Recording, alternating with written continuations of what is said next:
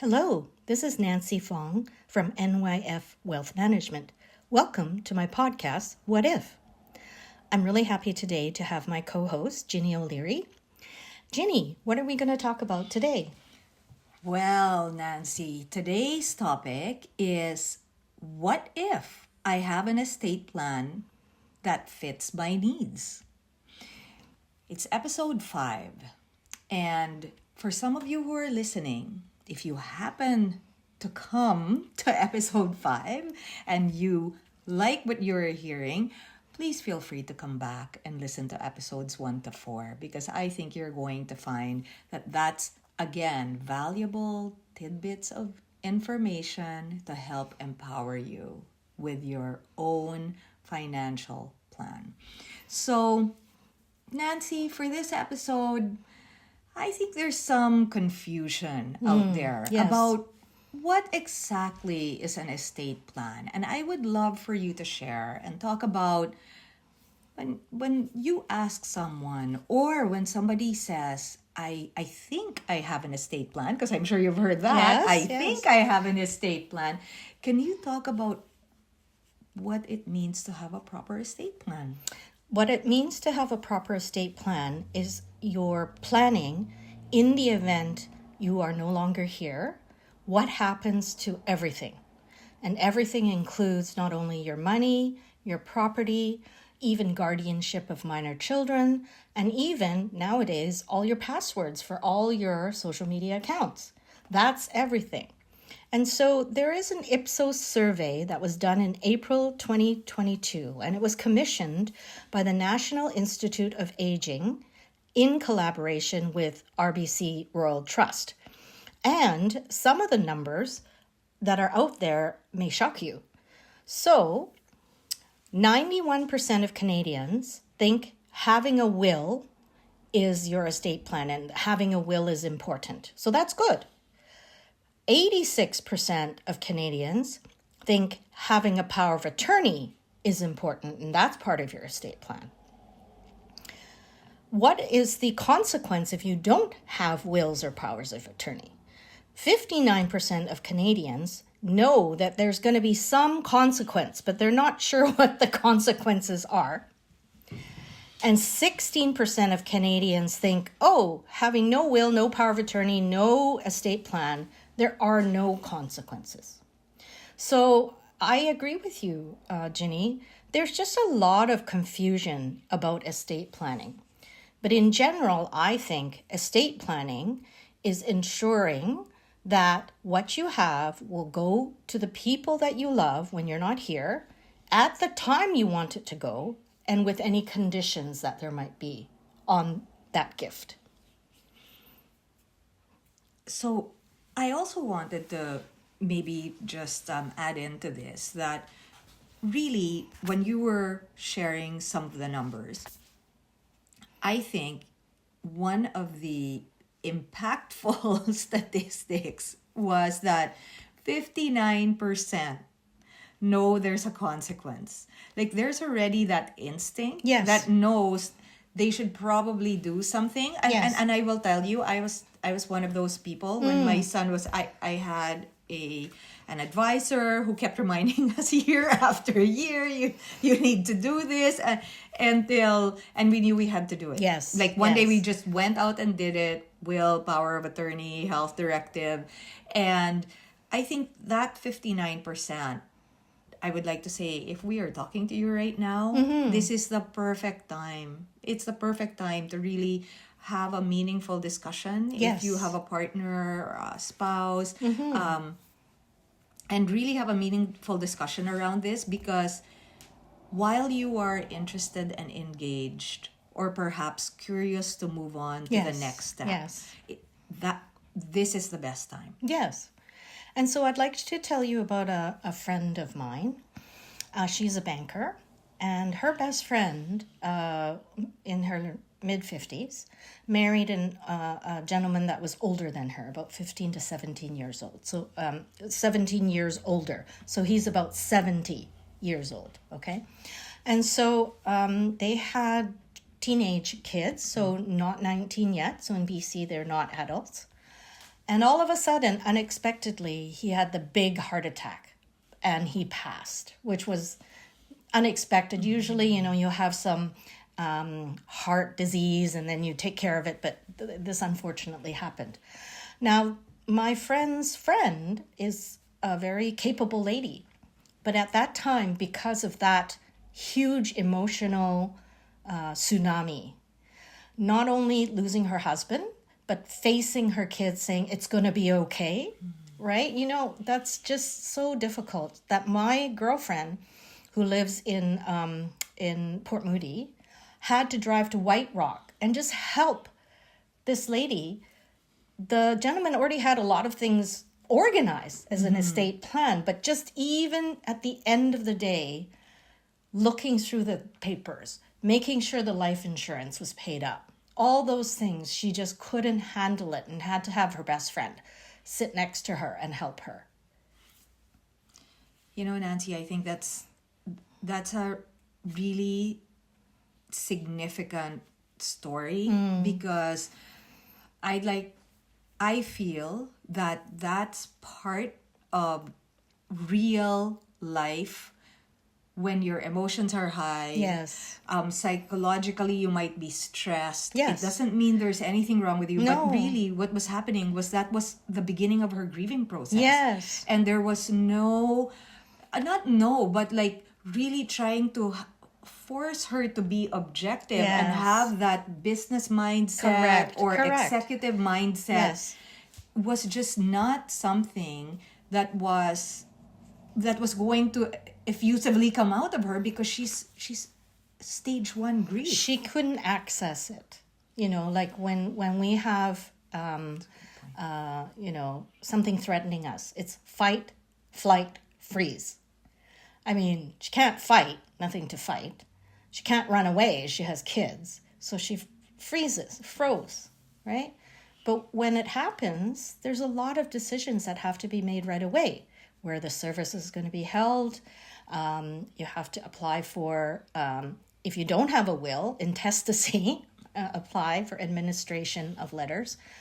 If you have a will, then it's probate. So all these issues. And so if I look back and I thought, if this was my friend, what kind of advice would I maybe have given her? I think maybe would be just to meet with a trusted advisor and test out your estate plan, right? Talk it out. If this happened, if yesterday I died, what would happen? So I think the discovery is to see how robust your estate planning is. Yeah. So what I also wanted to, I think, share is if you're listening and you have not had that suggestion or experience with your advisor, perhaps you have an advisor, really, that is the person that will really be able to help guide you through this time of determining, do you have the proper estate plan? Or if you don't have an estate plan, where do you begin to start and what are the components of that? And I think when Nancy talked about, if I look back at this, I would have asked that. It's like crash testing. Yes, but you're yes. not getting hurt at all. Yes. But how is this looking? And so, Nancy, I think I'd like to say that's a very good place to start because your advisor knows what your assets are, Yes. knows what your liabilities are, Yeah. and really is in constant contact with you over time to Yes. meet your financial goals. Yes. So I think maybe, Nancy, one of the things that I was going to maybe have you share a little bit is, when you said trusted advisor, what are those qualities? Right. Well, trusted advisor is somebody who you feel comfortable telling everything to. Not just what your assets, liabilities are, but the dynamics in your family. So there are many professions that can be trusted advisors. You have your lawyer, your accountant, your banker, even your doctor, because I've had a number of doctor friends who've said, oh, my client has a critical illness. Now, what do they do? So trusted advisor is anybody who you're going to just tell what your true intentions are. But what I find in the professional world is certain advisors only have a part of the picture. Your lawyer has part of the picture, which is your wills, your power of attorney, your living will, whatever. They may not have the time, or you may not want to pay them to listen to your whole story. Then your accountant does your taxes every year, depending on how proactive your accountant is, may not also have the whole story. Your banker may have a lot of the story, but perhaps they don't have some of them may or may not have the technical knowledge to know more about accounting and banking. However, in financial planning, part of our job is incorporating all those things. And so a trusted advisor, you want the quality that they're going to keep your confidence, they're capable, they're professional, and they're empathetic. I think those would be the qualities. Thank you so much for sharing that. Yeah, and I really feel that, that trusted advisor, I think, just as a reference point, is also, I think, someone that when you think about who they are as a personality, aligns with yours, right? Correct. The qualities are there. Yes. But I think maybe the other component, just because we were talking about the story earlier, is that it's a personality that aligns with yours, because that trusted advisor, that financial advisor, is going to be your encouragement and guide. And also, one other thing, Ginny, is that you want a trusted advisor to be bold, because sometimes your client's ideas may sound good to them, but it's not practical, because we all know in estate planning, fair and equal are not the same thing. Fair means I have 6 kids, I'm going to get 1/6 each. But is that fair? Maybe that's equal, but fair would be I need to give the disabled adult child more, right? So fair and equal aren't always the same. And what I find is a lot of clients, why they can't start is that it's just too big. They don't know where to start.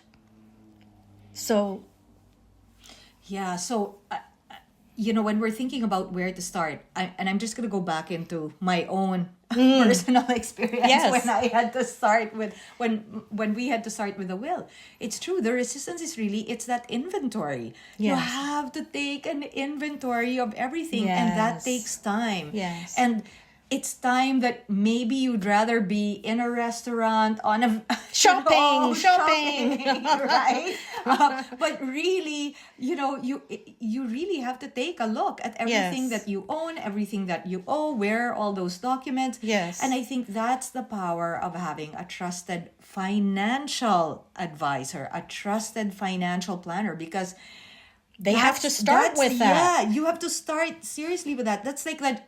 Okay, I'm going to say it this way. It's like the jump off point. Right. That's the jump off point. Any retirement planning, any financial planning, anything that you need to do to ensure your financial future, you have to know what you have first. It's like in your fridge. You don't know what's in your fridge, you go out and you buy double, right? Like you don't want to do that. And I think also, Nancy, one of the things that, when we were chatting right before this, was a financial plan is always going to be different. Yes. For everybody, because nobody will ever have the same circumstance Correct. as you. And it will change over time. So when my clients, they often say, oh, well, I heard my neighbor is going to add my son on title, blah, blah, blah. Should I do that? And I kind of come back and say, well, if your neighbor has diabetes and they say they take insulin, are you going to take insulin? It just doesn't apply to your particular set of facts. So actually, I think that the life lesson for estate planning is just ensure your wishes are followed. Maybe it needs a will. Maybe it doesn't need a will. Maybe it needs this or that. But what are your wishes? You need to know that before you can plan. And some of the time, my clients who have very successful kids say, what if my wish is to skip a generation and give everything to the grandkids? So if you'd like to hear more, tune in to my next episode of NYF What If.